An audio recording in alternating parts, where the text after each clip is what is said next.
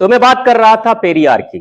पेरियार ने कैसे confusion create किए हैं, उसको आप बच्चे भी मैं चाहता हूं कि उसको समझ लें, क्योंकि आने वाले भविष्य में आपके सामने ये प्रश्न आएंगे और आपके पास उसका जवाब नहीं होगा। और जब जवाब नहीं होगा तो आप कंफ्यूज हो जाओगे, और जो इंसान कंफ्यूज हो जाता है उसको किसी भी गलत रास्ते में इस्तेमाल किया जा सकता है बहुत आसानी से।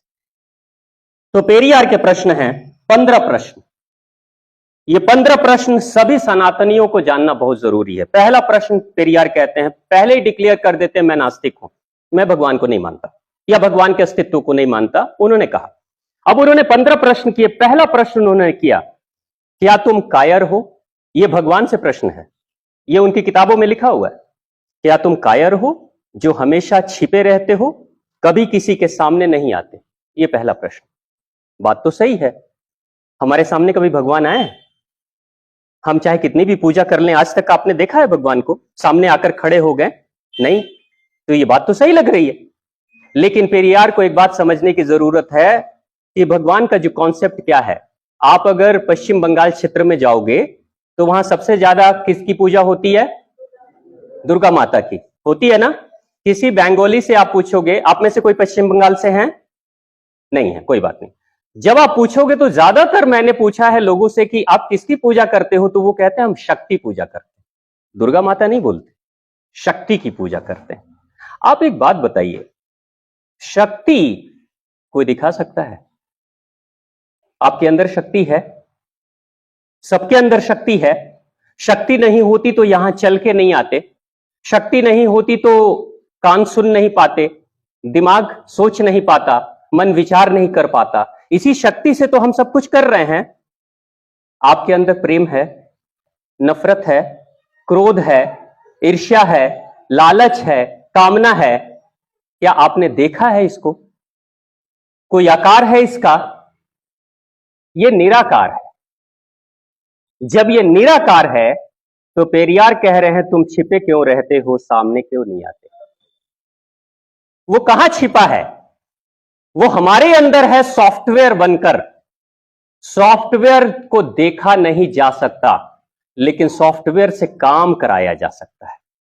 जैसे मोबाइल का वजन है, इसका कुछ वजन है, इसका कोई आकार है, इसको मैं छू सकता हूं, इसको आपको दिखा सकता हूं, लेकिन इसके अंदर के सॉफ्टवेयर के कारण यह मोबाइल चलता है। लेकिन वो सॉफ्टवेयर का ना वजन है, ना कोई आकार है, ना मैं आपको छूने के लिए कह सकता हूं, ना आप उसको छू सकते हो।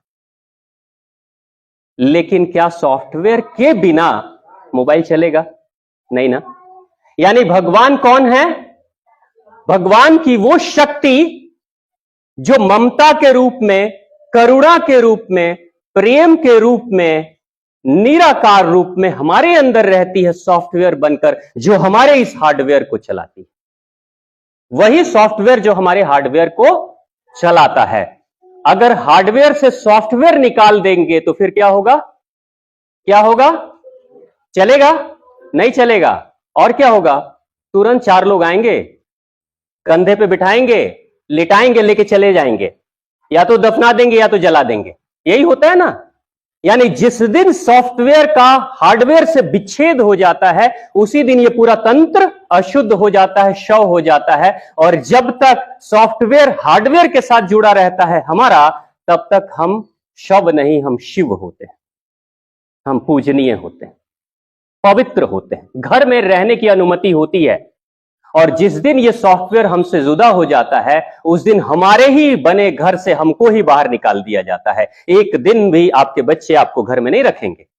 अगर शाम को बाबूजी गुजर गए, दूसरे दिन संस्कार करना है तो बाबूजी की जगह बाहर ही है, चौखट से बाहर, आंगन में, घर के नहीं, कमरे के अंदर प्रवेश नहीं कर सकते। ये है सॉफ्टवेयर। तो पेरियार कहते हैं तुम छिपे क्यों रहते हो? आप समझ गए? वो छिपा नहीं है, वो अदृश्य है, वो निराकार है, लेकिन है। भूख है, भूख है, देख सकते हो, लेकिन भोजन देख सकते हो। भूख होगी तो भोजन आएगा। भोजन साकार है, लेकिन भूख निराकार है। यानी निराकार और साकार का हम सभी संगम है।